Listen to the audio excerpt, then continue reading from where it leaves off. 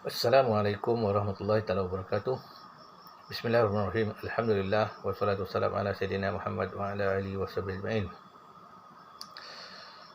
Rabbi shrah li sadri wa yassir li amri wa hlul 'uqdatam min lisani yafqahu qawli. Subhanaka la ilma lana illa ma 'allamtana innaka antal alimul hakim. Pertama-tama kali marilah kita bersyukur kehadrat Allah Subhanahu wa taala kerana dengan limpah kurnianya maka kita masih lagi hidup dalam lingkungan iman, Islam dan ihsan. Dan sama-sama kita sentiasa bertaubat kepada Allah Ta'ala akan segala dosa yang telah kita lakukan sama ada kita sedar ataupun tidak.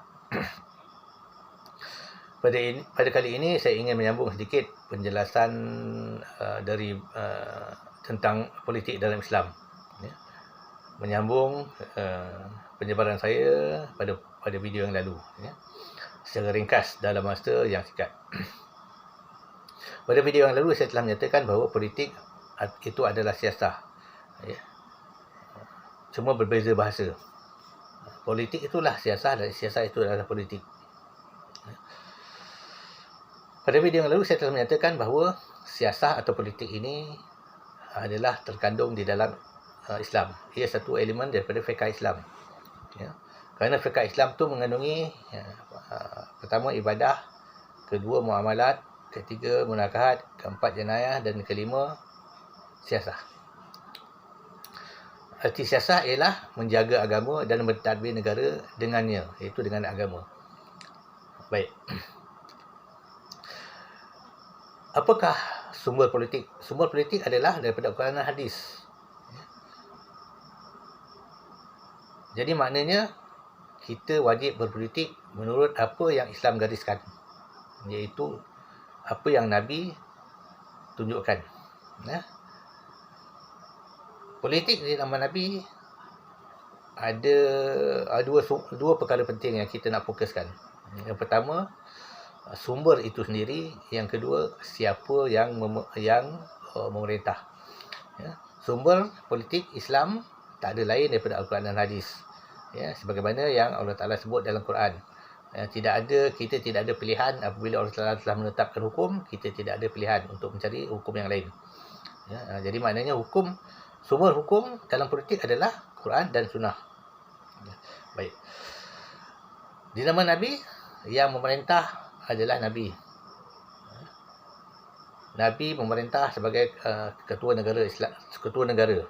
Ya, Nabi menjalankan pentadbiran Madinah dengan bertumbukan Quran dan Hadis. Apa saja hukum, apa saja perkara, apa saja masalah, Nabi tetap akan merujuk kepada Al-Quran. Ya, dan juga hadis. Maknanya hadis itu adalah sumber daripada baginda sendiri.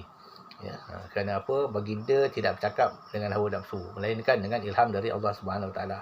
Ya, maka itulah dinamakan hadis. Maka dengan kata lain, sumber pemerintahan adalah daripada Quran dan hadis. Baik.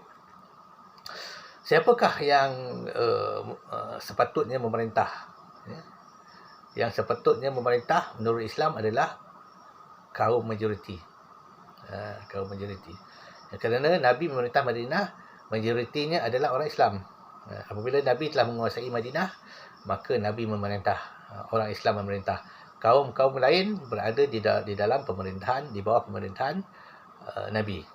Seperti mana umat Yahudi, Kristian, Ortodok, dia berada di dalam pemerintahan Nabi. Dengan arti kata yang lain, majoriti adalah satu daripada syarat untuk menjalankan pentadbiran menurut hukum Islam. Ya. Nabi tidak mengusir orang-orang yang minoriti daripada pemerintahan baginda di Madinah, tetapi Nabi mentadbir mereka, menjaga mereka sebagai rakyat dalam pemerintahan Islam. Jadi dengan arti kata yang lain, apabila umat Islam itu majoriti, mereka lah yang wajib pemerintah. Ya, tidak ada sebab untuk pemerintahan dikongsi dengan umat minoriti. Ya, kecuali umat minoriti itu menjadi pengikut ataupun menurut pemerintahan umat Islam yang majoriti. Tetapi umat Islam yang majoriti tidak akan mengabaikan yang minoriti. Ya, tidak akan mengabaikan minoriti. Ya. Jadi dengan arti kata yang lain, umat minoriti dia wajib berada di bawah pemerintahan umat majoriti, iaitu Islam. Ya, contohnya kita boleh lihat pemerintahan Nabi Muhammad sallallahu alaihi wasallam di Madinah. Ya. Baginda tidak mengabaikan umat Yahudi dan Kristian Ortodok. Baginda menjaga mereka, mentadbir mereka dengan selamat. Jadi dengan arti kata yang lain, kesimpulannya,